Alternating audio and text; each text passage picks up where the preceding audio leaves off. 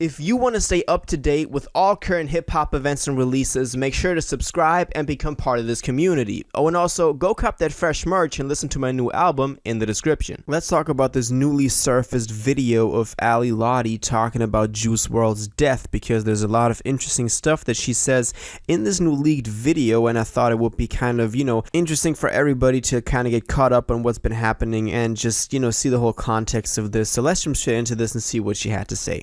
So a video surfaced of Ally Lotti, Juice WRLD's, girlfriend, and the two of them were really close. And this video was a private Instagram, one of those videos that you can send, obviously, to just another person. No story, no official thing, but just a private video sent to somebody. We don't know who that somebody is, but the video that we can see is someone, filming just the phone and the video playing on the phone. So the whole thing is already kind of sketchy. So it seems like you're watching something illegal, but it surfaced and is about a 2-minute video. I have a link in the description, you can watch it. It just occurred somewhere on Twitter and social media and Reddit and everywhere. But during those 2 minutes, she has a lot of stuff to say about the time when Juice WRLD, she's referring to him as Jared, of course, and here, passed, which was the end of 2019, December of 2019. So it's been over what now, like 2.5 years ever since he passed, which I can't believe has been that long, but it really has been. And she talks about a bunch of interesting stuff. First of all, what we can generally get from this video, I think it just reinforces the very positive image that we have of Juice. I'm gonna go into all the all the conspiracy stuff in a second, but first of all, I want to mention that this reinforces my positive picture that I have of Juice WRLD as a person, as Jared, because she talks about him being the victim of the label trying to make money with his music, and he was just trying to connect with his fans, and his outlet was always recording music, and nobody wants to take that away from him. So that just reinforces my positive picture, and the positive also in hindsight, the positive remembrance and the positive image we have of Juice WRLD in our heads, which I think is just beautiful. And there's no weird stuff coming out after the fact of him doing some shady stuff. So I'm really happy that this also didn't do that, and we can all remember Juice WRLD as just the great artist that he was. And I think that is, I want to start this off on a positive note that we can get from this video. But then she goes into the circumstances and the context of Juice WRLD's death. Now, we've been knowing about what happened, him dying on the plane after overdosing. We've all heard the story, but she kind of gives a new light on this, because she talks about the whole, situation being very sketchy, about the label seeing him and her as a threat. There's this one moment in the video where she even has a little caption or a little text, just on the screen, just above what she's saying, her video, where she says, "Jared gave his life for his fans. I lost my love of my life because of the threat him and I were together." Now, of course, the first time that I saw this, it was kind of like, what does this mean? Now, how was Juice WRLD a threat? He was making, grade A, and then the label, they were signed to hella money. It's not like he was a threat to somebody. He was not a violent person. There's no physical threat. He's just making music. What threat was there?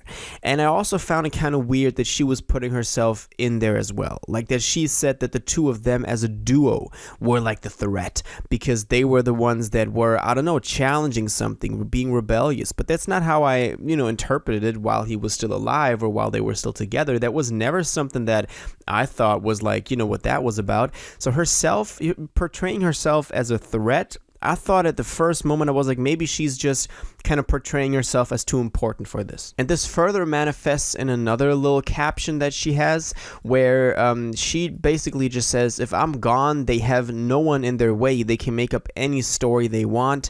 I have not spoken to his mom or management in over a year because I seen from before Jared passed what was going to happen."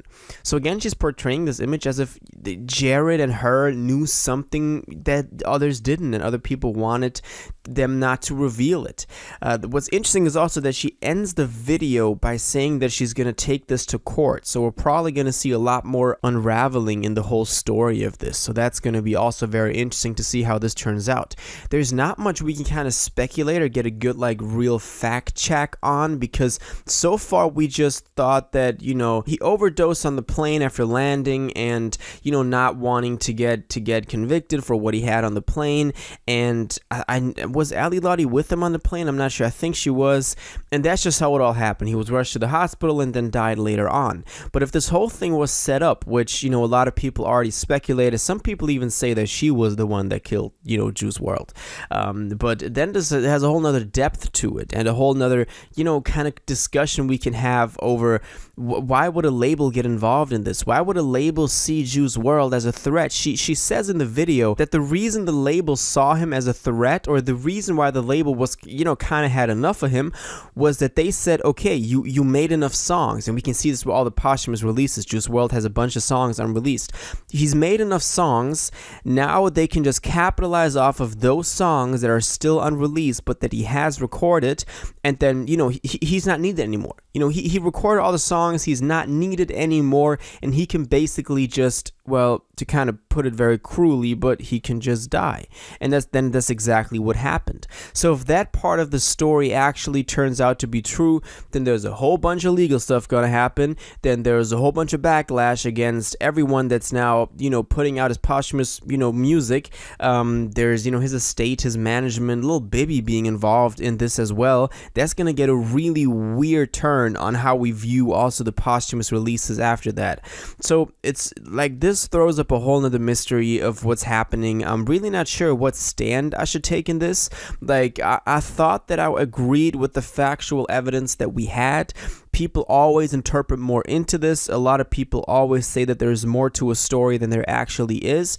But Ally Lotti, someone that is so close, or was so close to Juice WRLD, now speaking out on this, also in a very dubious kind of way. It's not like some official story she posted. It's a private video that was filmed on a phone with another phone. Not even like a screen recording, like actually filming the other phone. It seems very sketchy.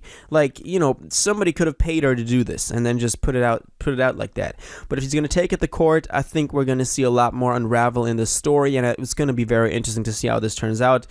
But, you know, as I said, the positive thing I take away from this, Juice WRLD was, you know, just a nice person while he was alive. He was never trying to do anything sketchy like that. And we can just all remember his music in a great way, and remember him in a great way for the person that he was. And all the other stuff surrounding it, you know, that's going to get sorted out. But we can just appreciate him and his music, and rest in peace to a legend. So that's my take on this. Now I want to know what you think about this. What do you make of this whole video of Ally Lotti? Do you think she's right? What do you interpret into this? All of your thoughts and theories on this, please let me know in the comments down below. If you watched this video to the end and liked it, and you want to stay up to date with all current hip-hop events and releases, make sure to subscribe, turn on notifications, hit that like button, and go follow my social media, and most importantly, join my Discord in the description. Until the next one, you'll have an incredible day, and you'll take care.